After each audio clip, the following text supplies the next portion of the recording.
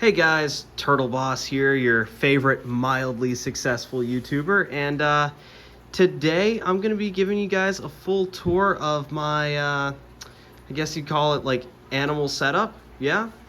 Um, before we start with that though, I do want to address something, and that is my channel has just recently hit 500 subscribers, which, a lot of that is due to a recent Instagram comment I made, and I just did not expect it to blow up the way it did, and for everyone from Instagram to come over here and to subscribe to my channel and to actually show support for it.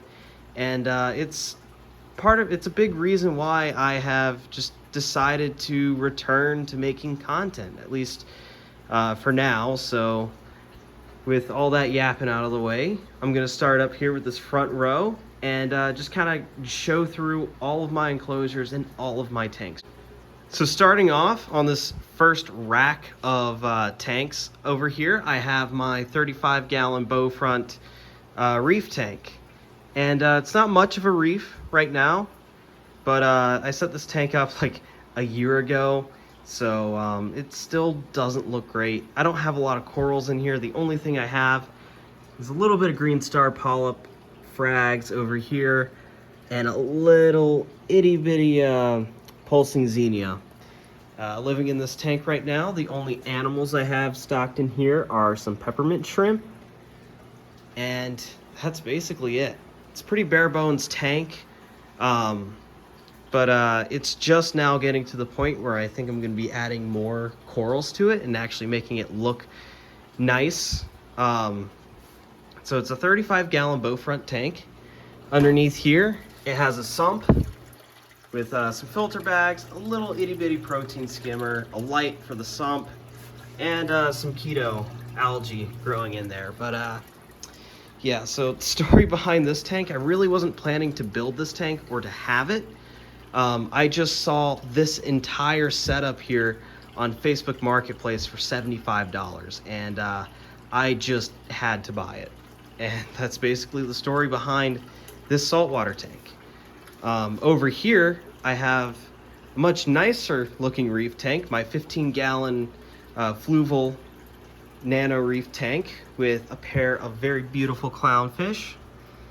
See, they're not acting camera shy today. In this tank, I've got another bit of green star polyp. This one's doing a lot better. It's starting to grow out. I'm hoping it eventually makes a carpet out of this side of the rock. I think that'll look really cool. I might even try to grow some on the side here too. And I also have some zoanthids, some pretty orange zoanthids, and of course these huge bubble tip anemones that the clownfish have hosted. And you might be wondering why I have this random tile, ugly tile in the middle of the tank, and why there's a flower pot and a tile over here and this thing. And that's because I'm actually trying to breed these clownfish. They've laid a few batches of eggs for me already, and I'm hoping that within the next few weeks, they will hopefully lay some eggs on this tile. I doubt it. I feel like they're going to lay them everywhere else just to spite me, but if they lay them on that tile, I can then remove the eggs and hatch them. Over here is my powder blue Dendrobates tinctoris dart frog enclosure. It's an 18 by 18 inch enclosure cube with a stand. Originally, I was actually going to make this tank a Minecraft themed tank, but that ended up being a little more difficult than I thought it would be, and kind of not worth it. But ultimately, that idea kind of got scrapped. I didn't think it was really going to benefit the animals that much, and it was just a lot of extra work, so I just ended up cutting it and making it a sort of enclosed jungle vivarium with these rock cliffs made out of expanding foam that have been shaved and covered with cocoa fiber here. It also has a center log in the middle and a lot of plants overgrowing the entire tank. I've just recently cut it back and it's already starting to grow. Back here are the two frogs in there. These guys I actually got as tadpoles and raised them out from tadpoles. Their names are Duncan and Munchkin, respectively. Duncan over here is a huge male, and Munchkin's also pretty large. I don't know if Munchkin's a male or a female, but only time will really tell. Over here, if you guys have watched any of my other videos, you might be familiar with this tank, and this tank is my morning gecko tank. It's a 20-gallon tall Thrive enclosure. It's quite a few years old. It's a bit rusty. Here's one of my morning geckos right here. So I'm gonna move your sun, your light. Say hello. Gonna move it back. I don't know how many morning geckos live in this enclosure. I'm thinking the number is around 8 to 10. But that's the thing about morning geckos, is that they clone themselves a lot, and so you never really know how many you have in one enclosure. And over here I have this trash can on a stand here. This is actually my saltwater reservoir. So for my saltwater tanks over there, I make my own saltwater, and I basically use this trash can to store all of it until I need it. And whenever I need it, all I do, put a bucket under here, and I've drilled the bottom of this trash can, and I've hooked up some PVC to it. And all I need to do really is just turn this valve, and I have salt water on tap to use at any time. It's really convenient, really nice, and yeah, I like having it. So we're gonna look at the back row of tanks over here. Starting off with this is my freshwater aquarium, currently home to a very, oh, you can see a bunch of glare. Currently home to a small school of glow light tetras. I was actually trying to breed these guys a while back, but I kind of scrapped that project whenever my clownfish started breeding. So I might do that in the future, but for now, they're just going to be staying in this tank. The tank is really overgrown with vegetation, especially like these Java ferns. There's some swords in here. I think it's Vallisneria grass. I'm blanking on the name of the grass here that is absolutely taken over. I'll probably put it up on screen. So this over here was the breeding tank for the glow light tetras. Here's a random spider plant.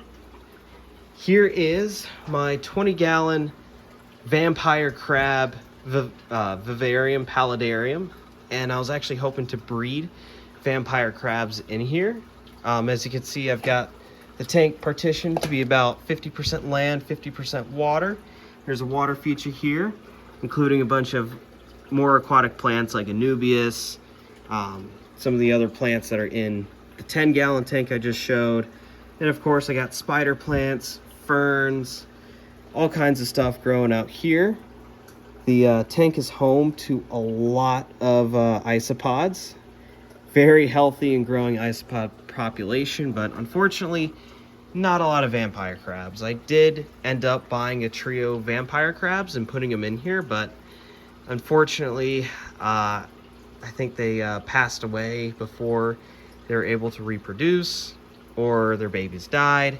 I'm not exactly sure what happened with them. I just saw them less and less until eventually I stopped seeing crabs, and I really haven't seen any in about a month or so. But moving on, I've got this tank right here. This is another poison dart frog tank. It's for my Dendrobates tinctoris azures, like you see on the sign here. And here's one right now, looking through the dirty glass window. I really need to clean the glass here. But this is a 40-gallon tank, full enclosure. It only has 2 poison dart frogs in right now. It also has a colony of morning geckos in here too. So you see this tank is quite the scape on the inside. And my favorite part about this whole tank is actually this piece of driftwood back here. So that driftwood actually came from a dart frog enclosure that was inside an aquarium. And not just any aquarium, like public aquarium, but the aquarium that I saw poison dart frogs in for the first time ever, like as a kid. So this lowly piece of driftwood in the back here actually has a pretty significant meaning to me, and I think it just looks absolutely gorgeous in this setting, and honestly kind of better than it did when it was in its original enclosure. So as you can see here, the tank has automatic lights on it. It also has an automatic misting system, a Mist King that I've set up on here, that goes down here to a pump, a controller, and a reservoir full of fresh water. And twice a day, it rains in this tank for about 20 to 30 seconds, and it's a really cool thing to watch. Moving on, over here, I have what is going to be my clownfish larval tank. I've tinted the sides here of the tank, not very well, but I have tinted them to block out all light.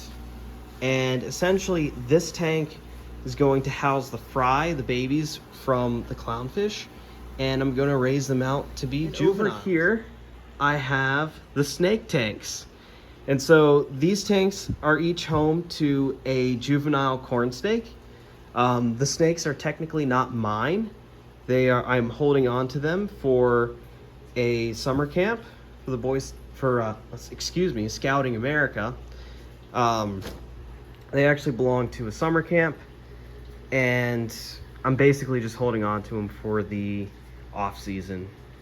And both the snakes are hiding. I've messed with them today, so I don't really want to mess with them again, but this is a recent shed from the snake living in this tank. Her name is Penny, and she's about 3 feet long, so she's a pretty big noodle.